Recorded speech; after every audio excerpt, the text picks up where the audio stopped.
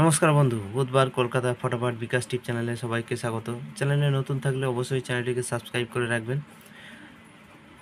তো দেখে নিই বুধবারের শুভ সংখ্যা। বুধবার 1 থেকে 2 বাজে টার্গেটে শুভ সংখ্যা রাখছি 3, 5, 6, 7, 9। 5 সংখ্যার সেট, 5টা পাত্তি দেওয়া থাকলো।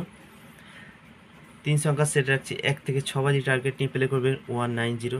দ্বিতীয় সেট 4, 5, 6।